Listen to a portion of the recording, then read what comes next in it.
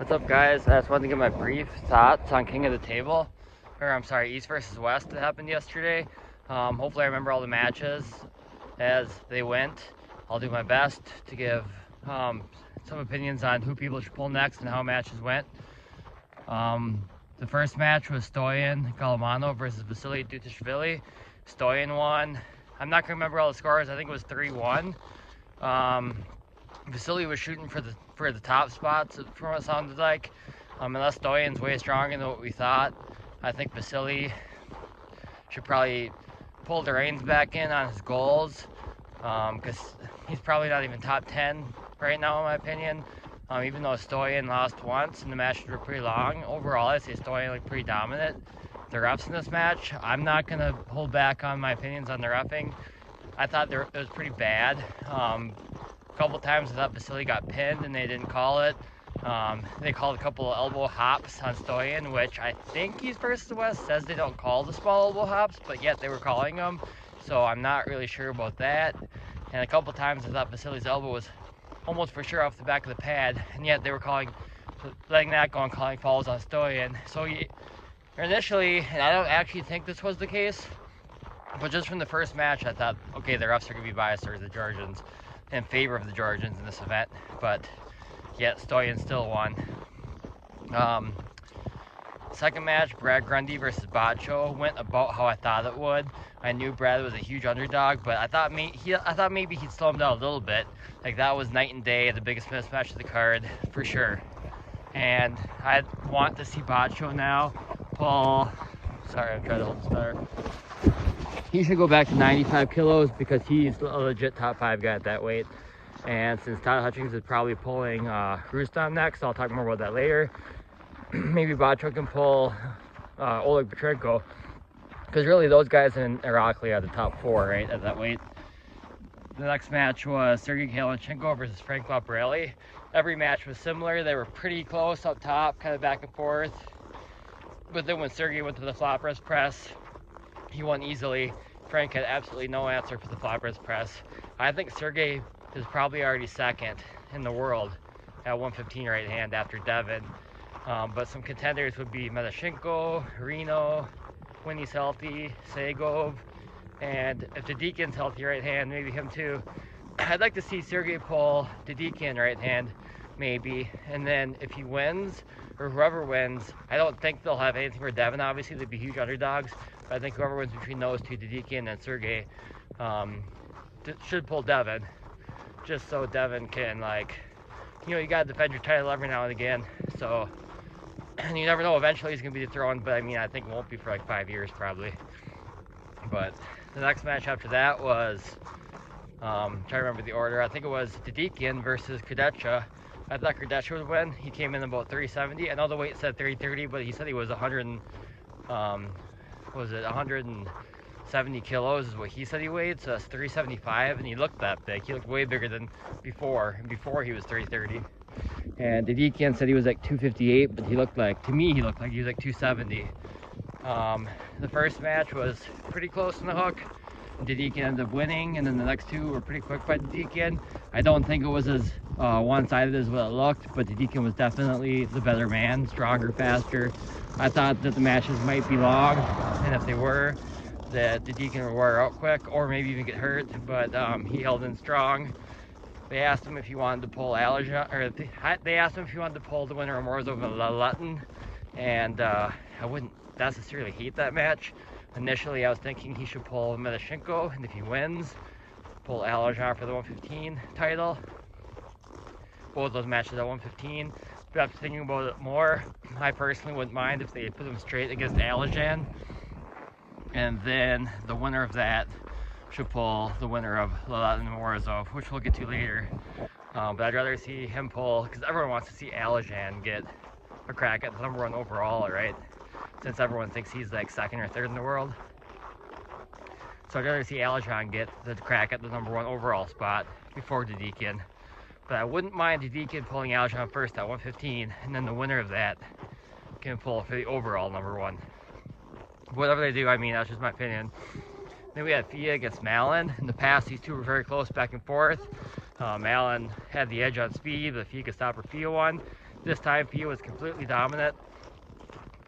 Even on the hit, she did not get moved even at all.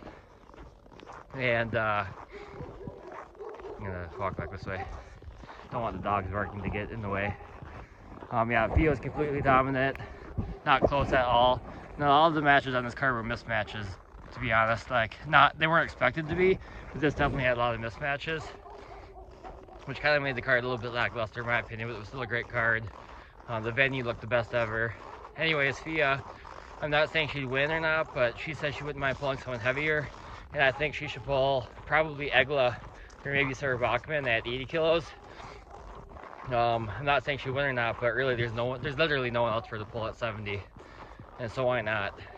She might win, you never know. I think she's top 5 overall in the world, even though she's only 70. So let's give her a crack at someone else in the top 5. Obviously, I don't think she can do anything with like Barbora, or probably not Gabby either, but Egla or Sarah maybe. I definitely think it could be interesting. You never know. I think it'd be closer than it was against Malin anyway. No disrespect to Malin, she's amazing too. And the next match was Daniel Prokopchuk versus Oleg Jacques. The fact that Oleg stopped him in the first round, and Daniel stopped Oleg in the first round in the hook, really was, I was like, okay, Daniel's got this, because Daniel's endurance is incredible and it looks incredible, and Oleg Jacques' endurance seems to be not terrible but not great. But I don't think Oleg was working 100%, because he in the end won pretty dominantly. Oleg beat Daniel pretty dominantly. I do have to say, in the first round in that match, I know some refs are different than others, have different opinions on what's straight and not straight, but there's no way anyone in the whole world would think that first round of Daniel versus Oleg started straight. They let Daniel start super carved in. It wasn't even close to being straight. I don't know what the refs were thinking there, but in the end it didn't make a difference, and Oleg pretty much dominated. I'm not sure what's next for Oleg. I'd like to see one of these guys pull Vrej. Not sure if Vrej can make 77 kilos, but if he can, him against Daniel would be interesting at that weight. Or Vrej could pull either one of them at 85. I'm not saying Vrej could beat Oleg, but really he's the only one left to challenge him. So, and if Oleg beats Vrej easy, then I guess Oleg will have to go back up to 95. I don't think he'll have a chance at the title, but maybe him against Sasho, maybe Tainov at 95 for like a number 4, number 3 rank in that rank. On the left, 95s would be interesting, but I don't know. I'd rather see him pull Vrej. Hopefully sometime in the next 4 or 5 months that happens. Maybe the next USA event or the one after. And then we had Petrenko versus Betkili. Petrenko was pretty dominant. Not just straight slams, but pretty much Petrenko took at least a couple times. Petrenko took Betkili's hand and just transitioned into a very smooth, flawless press to finish the match. I think even at the end, Betkili was letting his hand go back, so he knew it was going to go anyway. And Betkili false started about 4 times in a row, and around 3 and 4, followed out once. I like Betkili. He seems like a smart arm wrestler. I like hearing his predictions and all that, but come on, dude, you can't just fall out. Like, I know, like, you're probably nervous you're gonna lose, so you're trying to get away with everything you can, but you just keep false starting over and over and over. Like, when you do it 4 times in a row, it's kind of ridiculous. I'll false start too. Hope it doesn't get called. But 4 times in a row is kind of ridiculous. I was like, come on, dude. Like my buddy I was watching it with said he'd probably rather lose on fouls than get pinned because it doesn't look as bad. But to me, that looks even worse because he's just like stupid. But Petrenko, I don't know. Like, it's funny to me at 95 left. Like, I'm like, okay, no one's gonna beat Sasho. Then Tainov does, and I'm like, then Tainov destroys Telget. And I'm like, okay, no one's beating Tainov. He looks insane. And then boom, right away, Betkili beats Tainov. I'm like, well, Betkili's insane. No one's gonna beat him. And now Petrenko beats him, and it's not even that hard. And I'm like, well, who's gonna beat Petrenko now at that weight? Literally, I think he might stay the left-hand champ at that weight for a very long time. And I will say that the reffing in this match was good. I liked that they called every false start. They did a good job in this match. I'll give credit where it's due. Next match we had Michael Todd versus Gennady. I can't say for 100%, but so Hermes versus Michael Todd. Hermes won 4-0, but there were some controversial calls. Hey guys, sorry my phone died yesterday, but I was gonna say the controversy with the Michael Todd Hermes Gasparini match. All the matches went kind of similarly. Um, like Michael was like pulling his usual way, so he had position over here. He got the hit, and Hermes stopped him though, and he kept climbing, and eventually got away from Michael's hand, got him back to his side, and was able to press. All the rounds went pretty similarly, and Hermes did end up winning 3-0. But the controversy was in round 3. The refs called a pin on Michael Todd. It was a finger pin. Your wrist, any part of your wrist or fingers, if they go below the pin pad, it's a pin, parallel pin. And Michael's wrist was so far down, his ring finger went below. I think it was his ring finger. It might have been this part. Went below the pin pad. So even though his arm's higher, if your ring finger is down, it's still a pin. And eventually Michael Todd protested, and eventually the call was overturned and the match was restarted. Now personally, I think it was a pin, and I urge everyone watching this, everyone that is an arm wrestling fan or an arm wrestler, to watch Bob Brown's video on YouTube. It's short, it's like 2 minutes, explaining the camera angles that affect whether you can tell if it's a pin or not. Like from the camera angle, if the pin looked like it was called this much too high, from the camera angle that we had, it definitely would have been a pin. Go watch Bob Brown's video and you'll understand everything. I think it was a pin, and then they restarted it, and Michael Todd was pinned 3 or 4 times before they finally called. At least 3 times he was pinned, in my opinion. And even if I'm wrong about 2 of them, which I don't think I am, that's at least 1 pin. And eventually they called a foul in a losing position for declined humerus, which was a good call, yet he was already pinned multiple times. So I feel like the refs were afraid to call the pin after their initial call got overturned. But I will say, on the other hand, I'd have to watch it again for sure, but I think in round 2, when Michael Todd was pinned, that it was a high pin call. I think round 3 was legit, and he got pinned 4 or 5 times throughout that round before he finally lost on a foul. But round 2, I do think he got screwed, and I do think that it seems like in almost every Michael Todd match, I feel like the refs are against him, and he gets screwed. Even though this one overall was a shit show, because, like I said, he got pinned multiple times before he finally fouled out. But then the one pin that he might have actually also got robbed in round 2, though, legitimately. But yeah, Hermes won 3-0, so he should be facing Levon, probably not this spring, but probably at the end of the year. Next we had Todd Hutchings versus Irakli. This was probably the match of the night, in my opinion. Definitely either this one or one of the other ones still to come. Todd won 4-2, so Todd won the first match. The second match, Irakli switched to a flop wrist press and beat Todd. And I was thinking like, oh, it's over for Todd, because Todd seems like he's unbeatable with conventional arm wrestling. But when he struggles with the unorthodox moves being the King's move and the flop wrist press. But Todd was able to turn it around. He did lose 1 match on fouls for his second loss, but he was in the end able to win 4-2. Not much to say about this one. It's pretty typical arm wrestling. Like, they both were pulling the way they normally pull, with Irakli having the hand and being over here, and Todd doing his like flop wrist side pressure top roll. And it was indeed, as Todd predicted, Todd's elbow versus Irakli's bicep. I think Todd will face Rustam next. He should be the favorite, probably over Rustam, just because, I mean, he beat Irakli and Irakli beat Rustam, but styles make matches, and Todd's always lost to Rustam before. They haven't pulled in like 5 or 6 years though, so, and I think that whoever wins that one will ultimately get a match right-handed with Oleg Petrenko, who I'm cheering for Todd always, but I think Oleg Petrenko probably is very dangerous to everyone in that weight class right-handed, and probably will end up being the champ within the next 6 to 8 months. I think Todd beats Rustam, and then sometime maybe this summer, mid-late summer, I think Petrenko takes over. Petrenko might get another match first. I'd like to see Petrenko versus Batcho, because in my opinion, for the 95 right hand, in no particular order, it's Todd, Irakli, Rustam, Petrenko, and Batcho, who can easily make 95. And then you also have Yoshi, who's like easily can make 95. And I'm basically at this point counting out Paul Lynn and Sasha, but you can't forget about those guys, and potentially they could maybe make a run for the top 5 again. Georgi Tatiev, that class is really one of the most loaded classes now. Now that Todd dropped down and Petrenko dropped down and Yoshi can drop down and Bacho's back, that class is absolutely loaded. And then we had Devin Larratt versus Gennady. Man, okay, so Devin lost 1 on fouls, but he won the match 4-1.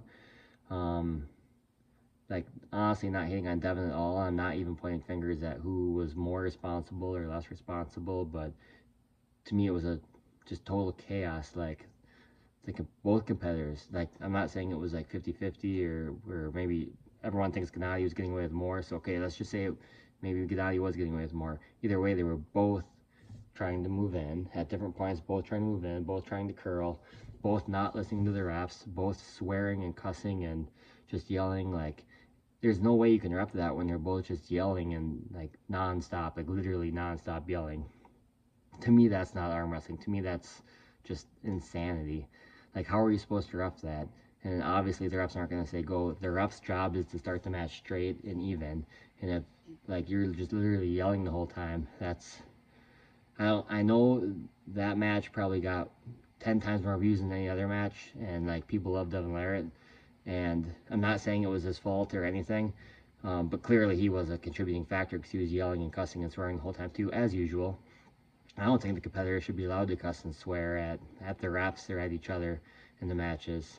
To me, it's very unprofessional, and I do think the refs were correct to give multiple warnings and fouls. But to me, it's like ridiculous that 10 minutes to get one ready go. Like, even if I know the setup game is part of the match, but I don't understand how people can enjoy that. Like, I can see if it was 2-3 minutes, then really it should be 30 seconds at the most, and then a ref script, and then it starts pretty quick. But like 10 minutes to get one ready go, to me that's absolutely insane. And that's all I really have to say about that match.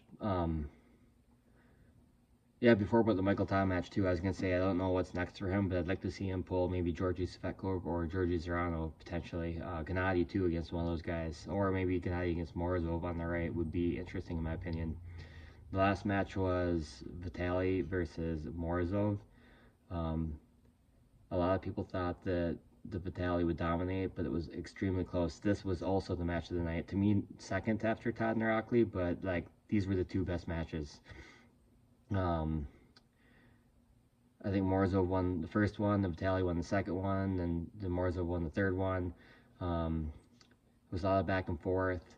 Morozov was top rolling and stopping Vitaly's hit and slipping. Like, Vitaly was trying not to slip, which I thought would be a good plan. After the first round, when Morozov beat Vitaly in the strap, I was like, okay, Vitaly still has a chance if he can not let Morozov slip. And he was holding on to Morozov's finger, trying not to let him slip. I was thinking Morozov might break a finger. But in the straps, Morozov had the edge, but close and outside the straps. Vitaly, it was like 50-50 arm position or more or less, but Vitaly had the finger and there more wrist control. In the end, Morozov did end up getting an injury. He still pulled all the matches. I'm not sure exactly what the injury is, but his arm's all bruised right here. Maybe it's pronator, I'm not sure, but it was a very close match, and the refs in this match were absolutely bizarre. This was maybe the worst refs match of all of them, to be honest, because I can't remember exactly how it went, but there was one time where Vitaly, like outside the straps, I think it was, he like was over Morozov's hand and he pushed him down to the pad, and Morozov fouled off the back, and they gave the foul on Vitaly because they said he pushed him off, which is like pushing off is if you do this when the guy's like already at the back, or if you're here and you go like this, because no one does this. That's not an arm wrestling move. That's intentionally pushing. If you're pushing straight down, like if Morozov's elbow hadn't come off and his arm had gone down instead, he would have got pinned. That's not pushing off the pad. That's trying to pin the opponent, and the opponent's elbow comes off. So I don't know how they possibly could have thought that was Vitaly's fault. And the same thing happened in King of the Table when Vitaly pulled Dave. Just so unlucky. Like, we need better refs that like actually, like, it was Resto too. I don't know how you can call that wrong. And then after that, Vitaly pinned Morozov multiple times, and eventually they called, as Morozov got pinned, like the second or third time, they called a foul on Morozov and restarted it. Even if it was a foul, it was a foul in a losing position. He got pinned. like at the same time. So if he actually fought before the pin, he was maybe this close, but he got pinned before that too. So basically, it seemed like they were favoring Morozov. It was pretty bizarre, to be honest. Yeah, but yeah, that's basically all I got. Oh, next for Vitali, I think he should face Alajan. I'm pretty sure everyone thinks that because Alajan's the only other one with he's like the top contender, right? But I wouldn't mind if like I said earlier, if Alajan pulled Dedekian first for 115, and then the winner of that could also face Vitali, and that would make sense. So then you give Vitali like a one match break, and then yeah, hopefully Morozov can come back in the next 4 or 5 months. I'm not sure how long the injury will take to heal. He's probably on enough stuff that it might heal quicker than the average human would heal. Morozov's physique was absolutely insane.